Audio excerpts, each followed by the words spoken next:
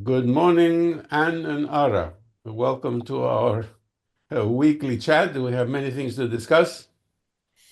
So, Anne, update on your book. Everything is going ahead. Yeah, the Handbook of Neuroscience in the Built Environment should be out this summer.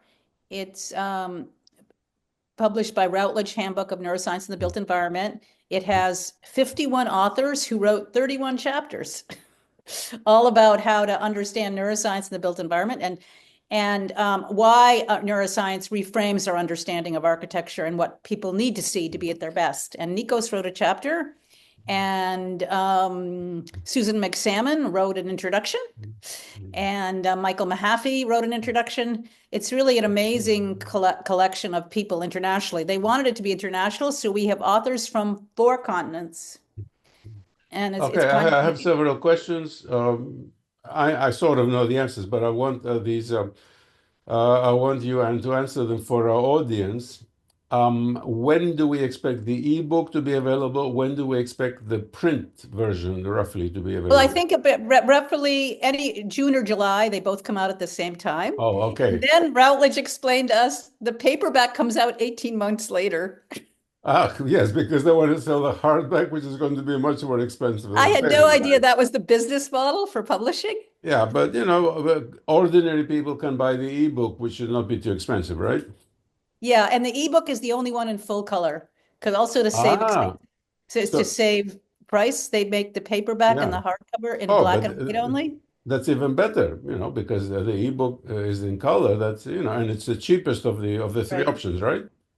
Right. And what's exciting though is everybody was really excited about their chapter. There's a lot of energy here because people see it's a new way of thinking and they want to get their ideas out. So it was pretty exciting. Okay, something else just occurs to me. If people in our audience want to read the table of contents, is that published online? That was so interesting. I can't believe you said this because I was about to contact Routledge if they could put a link up because people are asking me about it. Yeah, yeah, yeah. A link up about the building. It's got an incredible, I think I showed you, we are going to use a heat map of Villa Rotunda as the front cover. It's really, really fun. Eye tracking heat map on the cover. But yeah, I was going to say, do they have a link? I want to ask them for that so we can start talking about that Yeah, because I yeah, am yeah. speaking in Oslo in May. And we should have next week, by the way, an iMotions eye tracking study to launch like March 3rd or March 4th. And it'll be a 4-minute study of diverse buildings in Oslo. We want people to look at and watch how their brain makes them look at them in certain ways and where they smile. Okay, well, I think it's very important if you can have Routledge publish a table of contents because then people That's a good who, idea. That's a because, really good yeah, idea. okay, Table of people, contents and maybe even a table with the abstracts because they made us put that together. yes, yes, the table of abstracts. I'm telling you for the following reason. I know the material is protected by copyright, but if one of our listeners, one of our audience really gets excited, they can contact the author and ask them personally, can you send me a draft of this chapter? You Right, know, right. And instead then of, when the ebook comes out, we'll be able to send separate chapters and you yeah, can okay, print but out the chapter. that's after it's out. But this Yeah. is important stuff, and I know people who are just extremely excited. So, if they ask the author, if they know the title and the abstract, they can ask the author and they can get some draft, and instead of waiting for 4 months. Right. And there's no violation of copyright. That's perfectly legitimate. So, okay, I don't want to put myself forward because I'm just one of many authors, but this is really groundbreaking collection of chapters that has the potential to totally change the way we think of design. You're totally right. And what the big idea is emotional experience matters. Yes, yes, Whereas we were never even taught to think about that, when I yes. went to architecture school. Emotional experience really matters. In fact, I'm reading a book. What's so interesting is how in Europe they get this more. I'm reading a book, Curbing Traffic, by the Buntlets, I think their name is. moved from Vancouver, Canada to Delft, Holland, the Netherlands to experience living in a place that's designed around people walking and people biking, Yeah. and how the lifestyle is much healthier in the Netherlands than it could be in Vancouver, Canada. And Well, it's fascinating. It's really, really fascinating. I was a visiting professor in Delft for many years, and I would How go was every it? summer. It was absolutely gorgeous because I would walk everywhere. And I would only take the bus from in front of the train station. I would come by train, take the bus from in front of the train station to go to the campus of the Technical University of Delft. And I was, on the permanent faculty, well, as a visitor, until the stupid university decided to save money and they eliminated that department of design urbanism. So the whole thing closed down, and I had three PhD students that I was involved with, and many other PhD students that other faculty directed, and all that was consolidated in, I think, a very unwise move to save money. I don't think it saved any money. Very unfortunate.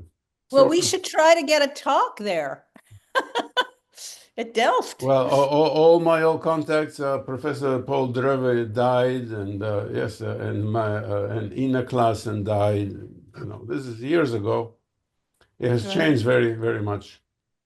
right. That's fascinating. But Because they have much Delft was, higher longevity. American longevity, as you know, is one of the lowest in the world for a developed country. I think it is the yeah. lowest. It's at 49th, and it's expected to go to 66th within the next 20 years. It's declining rapidly. Longevity, what, like age expectancy? Yeah, yeah, yeah, yeah. Yeah, our age longevity is just declining rapidly, in part, many, many reasons, but part because it's just not healthy how we live. Yeah. Okay. So look. We have started today's meeting. We have been yapping away. Ara, do you have I am anything to report? I am interested in what was being talked about before we were recording because that sounded super interesting. So, Hillary Clinton is on the board of what is this So architectural I'll tell you the board? name of it. It's a very famous This award is that the comes out the in Japan. Praemium Imperiale in It's a Japan. Praemium in Japan, and it's a prize. If you want, I can even share my screen and show you the architects that have gotten it. I think it's been awarded since the 1980s, and no traditional architect has got it. Only modern architects who are just like you were saying who are just kind of like, brand. They have their innovative brand name like Gehry, whatever, and Well, they're building yeah. they're building Look. Let's specify this very, very specifically.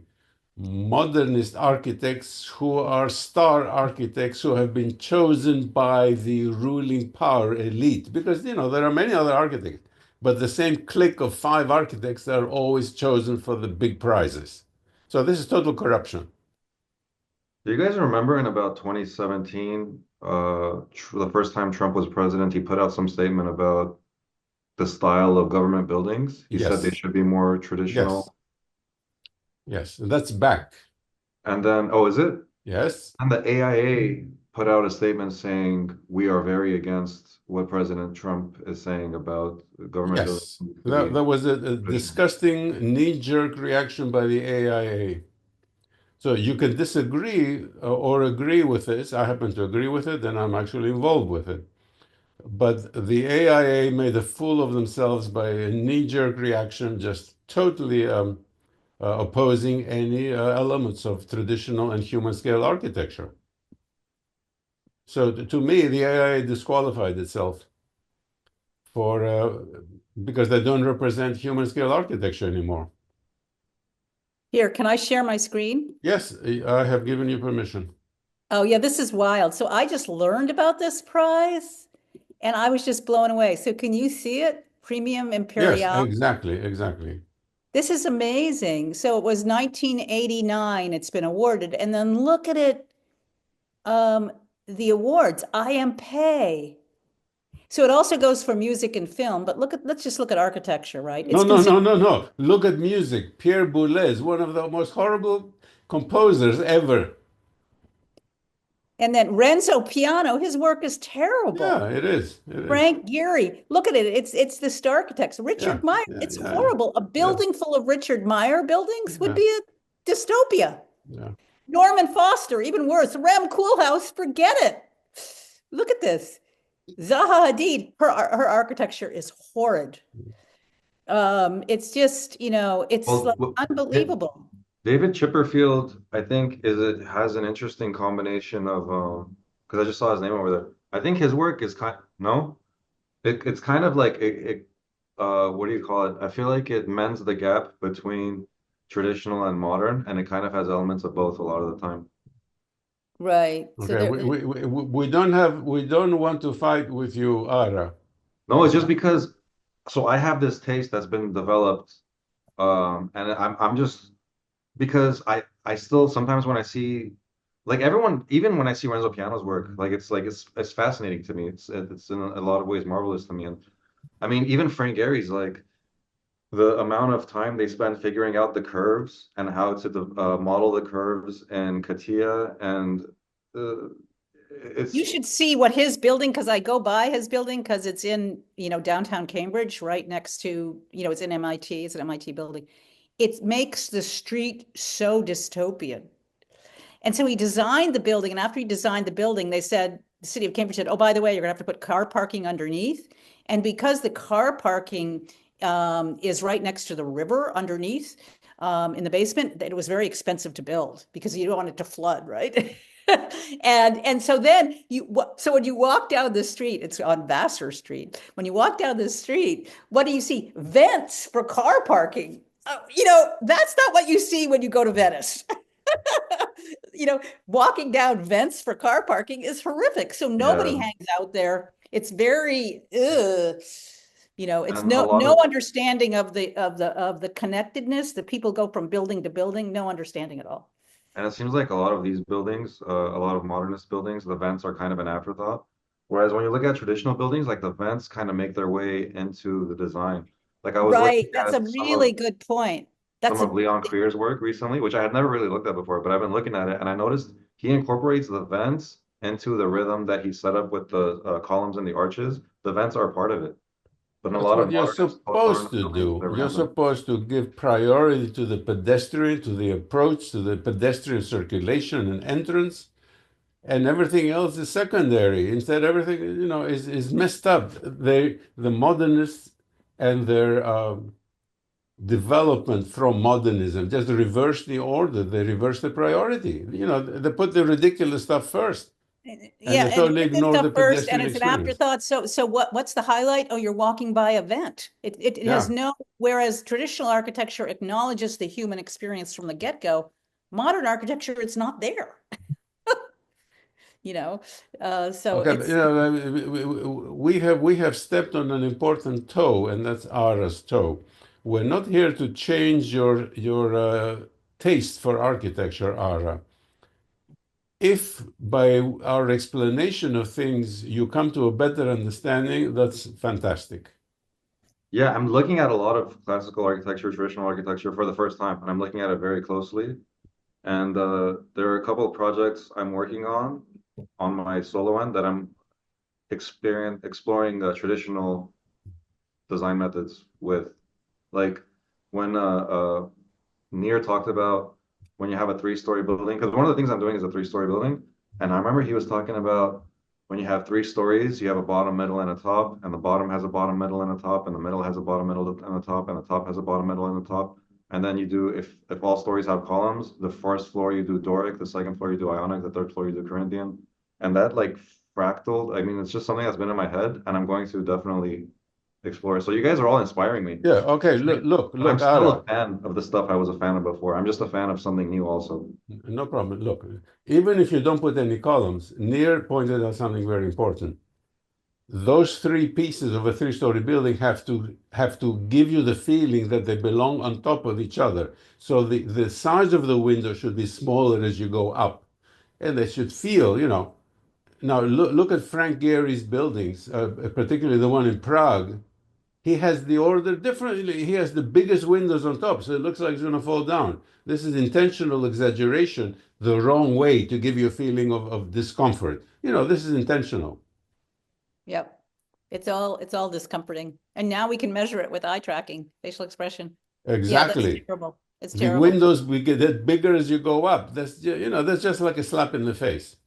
But isn't it in some ways just miraculous that they were able to design this and get it built? And Miraculous? just Oh, it just the it cost a lot of unnecessary It money costs a lot of money, for and I something don't think that's it'll not be functional. sustainable. It It's costs a lot not of money, and it's functional. not worth it. And I wouldn't want to live across from it. You'll get a headache. that tower in the middle really looks like it's dancing. Yeah, well, that's the No, point. But it looks like it's been melted by an atomic bomb. And that's very expensive to build. What is the purpose? Do the people on the inside feel better? No, it doesn't look like it's a very functional building. It's just another glass curtain wall building, very expensive to build because those glass panels are curved. At least the boring curtain wall building has flat glass panels that you can, if there's a hailstorm, you can replace them. This thing is custom made. Ridiculous. so I think the fallacy of modernism is it's all bit like Gehry, as well as all of the prize winners in that Imperiale prize. They're assuming it's tabula rasa. The mind's a blank slate. The mind's not a blank slate. It's preset. And in fact, I'm thinking of pitching a new book just about how, because architects don't know this. Harvard and MIT doesn't know this. Yale doesn't know this, that it's preset what humans need to see. It has to be, because we still have a Pleistocene brain. It hasn't changed for 40,000 years. We're hardwired, to look for contrast, for organized complexity, bilateral symmetry. We like looking at better than asymmetry. We love curves. I mean, it's all preset. The mind's not a blank slate, whereas Frank Gehry, his template is the mind's a blank slate. That's false. Well, don't blame Gehry. It goes back to Walter Gropius. It goes back to the 1920s. Yeah, The blank slate, the human being is not a biological entity. It's just a mechanical. Well, you have to have compassion for Gropius and my parents and all these people. I have no compassion for Gropius because I do, Gropius because took the compassion past out they of lived architecture. through, what they lived through was horrible, and that is a human survival response. Human survival response is you forget the past. I mean, after my parents passed away, I found out all these things about my family they never told me. Well, why didn't you tell me? Well, because that's the human response, to shut down. Okay, you've told this before, but here we are in 2025, still funding architecture without empathy, architecture without compassion, Right. that is harming the well-being of But millions because of people users. don't, but what you're forgetting, Nikos, if I may say that, Professor, is that people don't know that. They're not trained. That I disagree. no, they're miseducated. Professor Sussman, you and I alone have like 5 papers together that we explain these things. These are open access papers and book chapters. Why don't people read them? They're there, available. They don't read them because they don't care about it. They follow the Starchitects. We have done scientific research. They're published in top-notch journals. You and I go around the world. We give talks about this material. The decision makers don't pay any attention. They just, grovel after listen, the guys, Starchitects. can I share my new book pitch? Yeah. Okay. What? Share Is it. that okay? Yeah, share it. Yeah, this is crazy. It's like totally a draft, guys, right? But I'm realizing in listening to people and seeing what people do, I'm realizing that what they're missing, oops, stop share. That what they're missing is your sharing is paused. Okay, I'm not sure why. But I gave you permission. Yeah, you have permission. Let's see, I can call it up again. Hold on. File, open recent. Let me see if I can get this now. Maybe I can get, if you can't, if don't worry if I can't share it. It doesn't like Tell me. us what it is. Now the sharing is paused. I don't know. Well, I tried. We can try later. But I think I need to pitch a book. I think the essential things just aren't getting out there at all. And did you see the New York Times article that was just written about brutalism? Oh. About this movie. No, not about the movie, about brutalism. It was written by a New York Times writer, a young writer. Came out last week on brutalism and how it's controversial. And she writes about it not knowing anything about the science. Or that if you do an eye tracking study of a brutalist and traditional building, the brain will make you look away from the brutalist without your even conscious awareness. And so I write her and I said, there's all this interesting science. And she writes back, oh, this is interesting. Stay in touch. It's like, That's all? yeah, it's like she has no idea. And I sent her a link to our eye tracking study, the 7 eye tracking studies we did, showing that I sent her a link. Actually, you're going to love this, to the studies that Justin Shubo paid us to do of the NCAS. Yeah. Traditional versus modern government buildings, and they did a preference study. 72% of the population preferred traditional, and then we did the eye tracking study with the same photos showing that the brain makes people focus. Okay, Anne, do you have a picture from that? I want our audience to see this. Do you have one of those pictures? A picture? The eye yeah, tracking. sure. I have those. Yeah, I can call them up. So I will explain to Ara and also to whoever is listening. This is one of the Because most what's really amazing is that, like, the New York Times, the person in charge of writing about art and architecture knew nothing about this field. Absolutely nothing. Yeah, please share one of those photos. So Ara, an organization paid for a very strict poll, very large number of people, to compare modernist and traditional buildings that sort of look the same size, okay? So, they have the same curve, the same height, etc. No, they did a Harris poll, and a Harris poll really Harris knows how to poll. do. Can you see it, guys? Yeah. Scroll a little up so we can see the first. Okay. So they did the Harris poll, and it was like 80% people chose the traditional building. Here it is. Sort of they look almost the same, but the traditional one has the vertical elements and has the fractal structure, etc., etc. Look at this. Sort of the same angle, the same corner. So we gave people 12 seconds in an eye tracking setup, and we didn't tell them what to do. We had about 60 people do it, and we didn't tell them what to do. And this is what their brain makes them do. Okay, get it?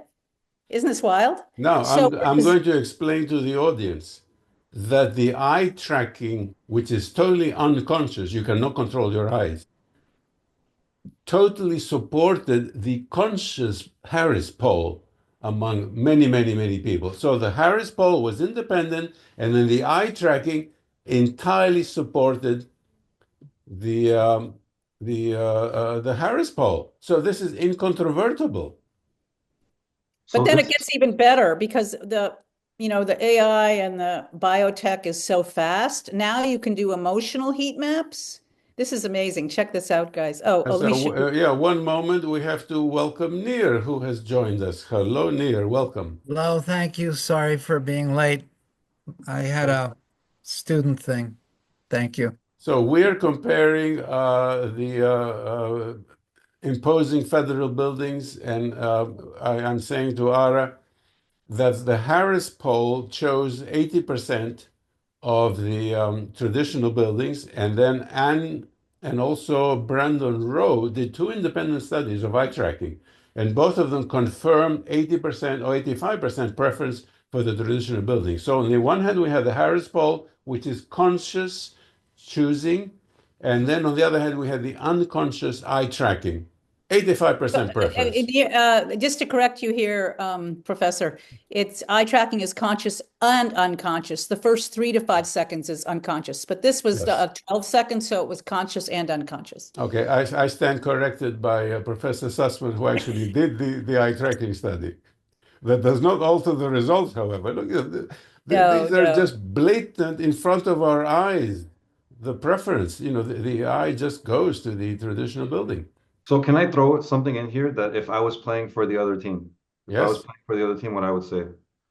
This study looks like it's comparing beautifully designed traditional buildings with very typical modernist buildings that are very predictable from a particular time period. But if we were to do an eye tracking comparing uh, a traditional building and then comparing that to like a Richard Rogers and Renzo Piano together, like the Pompidou Center, because that has a lot of things that would attract.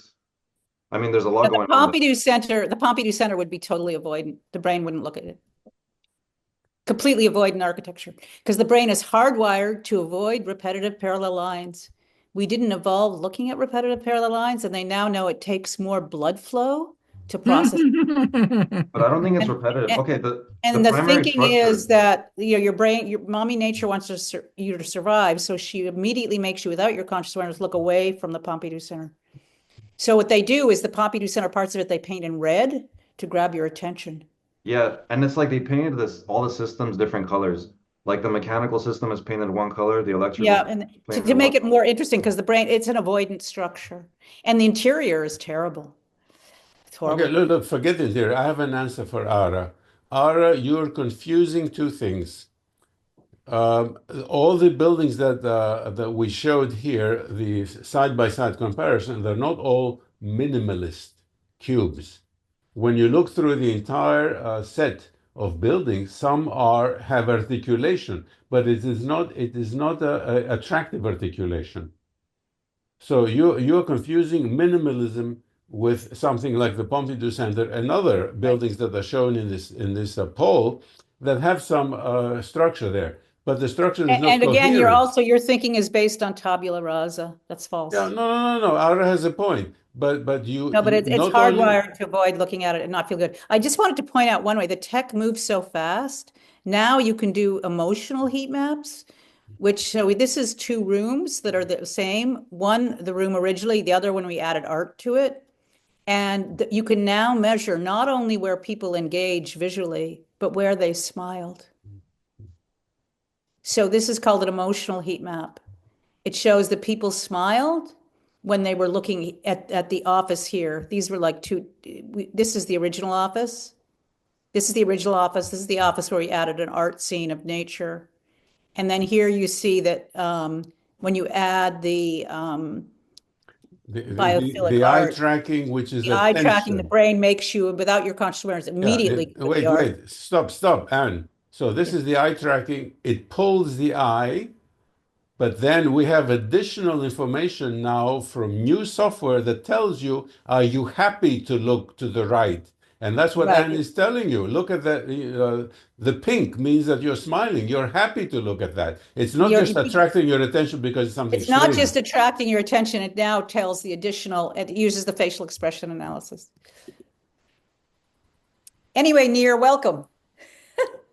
You're muted. Near, you're muted. Near, you have I to. really don't know. I really don't know anything about the iMotion stuff, and I'm very happy to see that. Um, I think it's revealing. It's very revealing. And I would even say, since the traditional design is based on the unity of truth, goodness, and beauty, the eye tracking, the places that we spend the most time looking are likely the prettiest, most attractive. I don't know. I think. Yeah, well, But unless it's a the, lion's mouth, your brain will make you look right at that, but maybe not. Now, I would like to interfere here. We have tried to answer Ara, who asked, isn't the Pompidou Center better than the just the plain glass cubes? Yes. Because it has some structure, has some articulation. And I said, no, because it is incoherent. And Anne pointed out that it's parallel lines that give you a headache. So please, I don't Nir, want to add to that. I want to add to add that. to This is that. what I'm going to say right now is completely speculative. I really don't know this for a fact yet. But in the course of thinking about vehicles oh, this is a piece of shit. Sorry. I mean, what the hell? And the fact that I was trained on this as being the ideal of anything really pisses me off. Well, the irony is though, when you take the amazing escalator up, what do you see? Traditional architecture. Yeah, well, that's the nice part about it. But your That's eye the doesn't beautiful even thing go to about the it, is building. getting in the Do ugly a building to see beauty. can you do a VAS on this image? Which one? Well, all of it, but I would say that your eye would go. My guess is that your eye would go to the traditional buildings in the bottom right of the top left, top right picture. Yeah, yeah, no, you're right. I mean, look at this. It's so ugly. Ugh, it's pathetic. It's really pathetic. It's And pathetic, it's but the view of the traditional architecture in well, Paris is, yeah. Yeah, It's yeah, and a then no, no, these no. horrible white tubes. Yeah, yeah, no, no, ugh. wait. I wanted Nir to explain his intuitive explanation why this is such an Oh, ugly building, because I think also there's a problem. There's a really, really big problem with exposed metal or things that look metallic. I think that's a real issue. Um, I think you're absolutely right, and I'll give you the biometric answer to that. Give me the biometric answer. It's much too blank. We need to see the details that you do with the brick facade, Yeah, because you're probably right. You're probably right. But I and think so there's as more you to it. approach like the Georgian buildings at Harvard, you see more and more detail as you approach. But Thank listen, you. listen. I got a question. If you're right, then things that appear metallic would be also off-putting. But Totally. today, when we're designing cars, a lot of the Oh my God, look at the difference between this street on the left here, guys, on the lower left, and this one. Which street would you rather be in? I want to be the one below, right? I don't want to be the one on the right. is the one on the right there, does it also have cars moving? It doesn't have the cars moving. This is the people moving. And no cars are allowed on this street. Isn't that fantastic? Yeah. That's, I'm still not past no cars anywhere. I think we do need to bring them in. I don't, and sure. I know that segregation is no good urbanly. No. You need a nice mixture protecting the pedestrian from the cars, but connecting the pedestrian with the cars. That's it. Simple solution. It takes some intelligence to make the nice interface between the cars and the pedestrians. But So American, let me argue with you with regard to the phrasing. I'm not disagreeing, but I'm just for the sake of the conversation. You said something that protects from the cars, but enables a good interaction. And I would like to say, good design doesn't solve problems and cannot emerge from fear. Good architecture comes from aspiration and the experience of beauty and so on.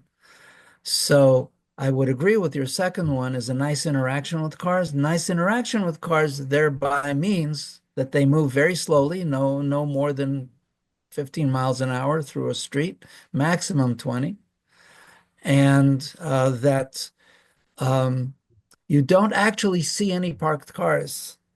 Because going back to the metallic thing, I did this reasoning. Okay, so you have a car and you know that it's causing stress. How about something that does not look like a vehicle? That's, let's say, a giant trash bin, and have it be metallic. If it was a wooden crate, a wooden structure, the same size, would it give you the same feeling? And the answer is no, the wood would be nicer. yes, because Even of the if, fractal detail. oh my God, what's that? That's Oh, the that's new the Acropolis problem. Museum by Bernard Tschumi. Oh, what a loser. look at this, guys. Can you believe this? It I, opened in 2009. And Nikos, I wanted to just thank you before I have to jump off the phone here. I just wanted to thank you for sending someone to take pictures. The problem is his pictures were too dark. I don't think we can use them. No, that's my friend's son, Philip. Ask him to take more pictures with more Well, I don't light. want to bother him, but if he could send more pictures. So this is the And Acropolis. I did him a favor. I helped him with his presentation in architecture school. So, Okay. he's happy to take more pictures. So here's the Acropolis. And then here is the Acropolis Museum. I mean, people look at this, and one person said to me, "Is that building finished?" Look, I got into serious trouble because I wrote articles criticizing the Acropolis Museum in Greece, in Athens, in Greek. And since then, I have been put on the blacklist in Greek architecture. So I haven't been to Greece for 15 years. So this is especially painful for me. And our friend Alexandros had to leave his job in Greece and move to Italy because he was involved in the fight against the Acropolis Museum. Okay, well, I'll get back to him because I thanked him for his pictures, but we need pictures like this with You no tell people in Philip, them, no you tell cars. Philip exactly what you want, and in due time he's happy to get them for you. And we can, because we need to present, we're having a booth at the AIA conference in June 5th and 6th. We're the first time we'll be in the middle of the AIA floor, and we can present this there. Do Can you that, go please. back to the aerial view? Yeah, oh my God, the aerial view is terrifying. Here, let me show you. Here, that. What's that structure on top of the Acropolis? Oh, that's the old museum from the 1920s. It's a unpleasant concrete thing. Okay. And then now this thing is just, oh my God, look at it. That's it, guys. Oh my God, look at that. People are horrified. Can I not look at it? Yeah, Bernard Tschumi. And oh my God. Okay, I'll stop. Well, his career was launched, I think, because of that Parc de la Villette, was it, in France? He did that Yes, park. the And Parc de then la Villette with ridiculous buildings, kiosks that make no sense. I think he won that competition, and since then he's been getting a lot of very big commissions. Yeah. Man, that's interesting. So yeah, you guys are talking about like marketing, like Le Corbusier was so it seems like your marketing is the most important part of in Exactly. Exactly. career. And I have said this before, and it's worth saying again. Le Corbusier, for about 20 years, made no money from architectural commissions.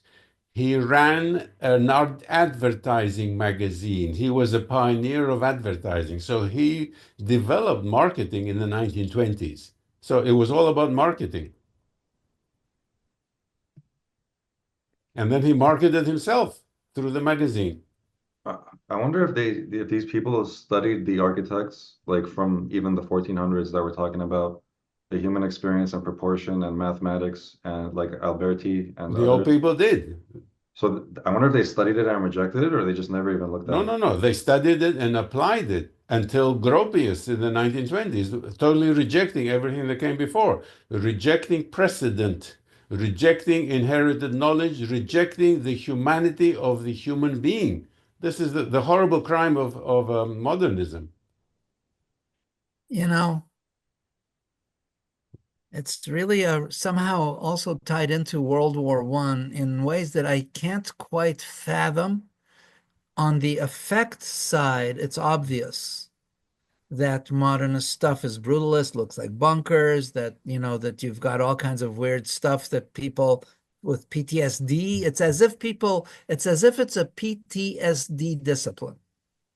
Yep. And it creates PTSD in its practitioners. Yep. Or they have to sell if they are more mercenary, they don't believe, they just sell. They're selling a product that would appear to be PTSD to those who can see that. Exactly. But how we got here exactly from the 1873, the Charles Garnier's opera, which is one of the greatest buildings, the greatest, that and the Houses of Parliament, possibly the two best buildings of the 19th century.